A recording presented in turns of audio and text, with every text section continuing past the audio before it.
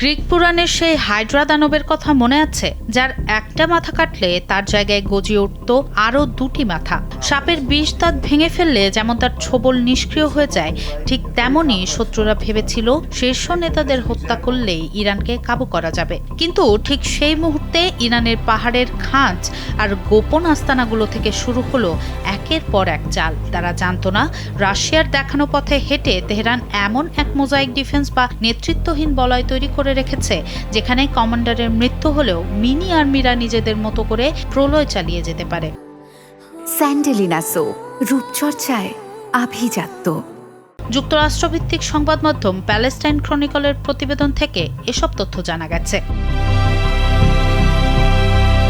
কোনো বিশাল হেডকোয়ার্টার নেই, কোনো কেন্দ্রীয় কমান্ডারের নির্দেশনার অপেক্ষাও নেই। তবুও একের পর এক উড়ে আসছে সস্তা ড্রোন ও মিসাইল। 2003 সালে মাত্র 26 দিনে সাদ্দামের ইরাক পতন দেখে ইরানের চোখ খুলে যায়।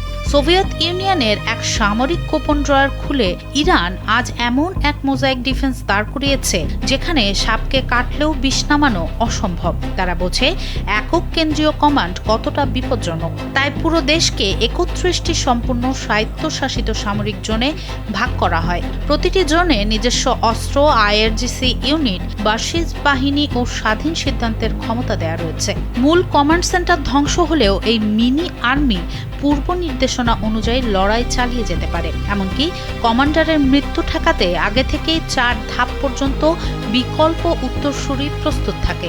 ওমানে ভুলবশত হামলার পর ইরানের পররাষ্ট্রমন্ত্রী যখন ইঙ্গিত দেন তাদের আঞ্চলিক ইউনিটগুলো কেন্দ্র থেকে বিচ্ছিন্ন হয়েও কাজ করছে, তখন পেন্টাগনের কপালে দুশ্চিন্তার ভাঁজ পড়ে।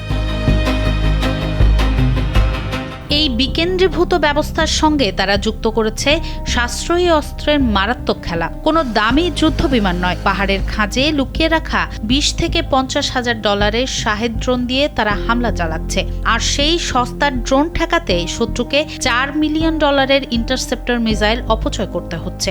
এভাবে কম খরচে শত্রুর অস্ত্রভাণ্ডার খালি করে দীর্ঘ ক্ষয়িষ্ণু যুদ্ধে তাদের অর্থনৈতিকভাবে পঙ্গু করাই তেহরানের মূল লক্ষ্য। পাশাপাশি লেবাননের সশস্ত্র গোষ্ঠী ও ইয়েমেনের প্রতিরোধ যোদ্ধাদের মতো অ্যাক্সিস অফ রেজিস্ট্যান্স প্রক্সি বহরকে ব্যবহার করে বিশ্বজুড়ে বহুমুখী চাপ সৃষ্টি করা হচ্ছে। সবচেয়ে ভয়ঙ্কর দিকটি হলো স্লিপার সেল। খোদ আমেরিকার মাটিতেও ঘাপটি মেরে বসে আছে ইরানের অসংখ্য গোপন এজেন্ট।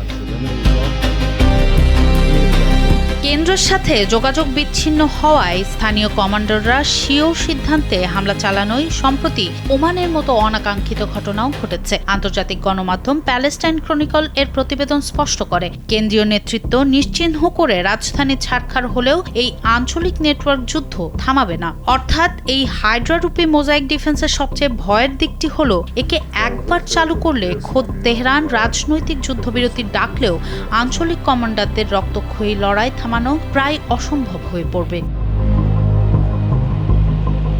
যুদ্ধ চরম আকার ধারণ করলে এই অদৃশ্য সেনারাই যে শত্রুর ঘরের ভেতর ঢুকে প্রলয় ঘটাবে তা খোদ মার্কিন গোয়েন্দারাও স্বীকার করেছেন। তবে প্রশ্ন থেকে যায়, ইরানের এই মোজাইক প্রতিরক্ষা কি সত্যিই এমন এক হাইড্রা যার মাথা কেটেও যুদ্ধ থামানো যাবে না, নাকি দীর্ঘ ক্ষয়যুদ্ধের চাপেই একসময় ভেঙে পড়বে এই অদৃশ্য সামরিক বলয়?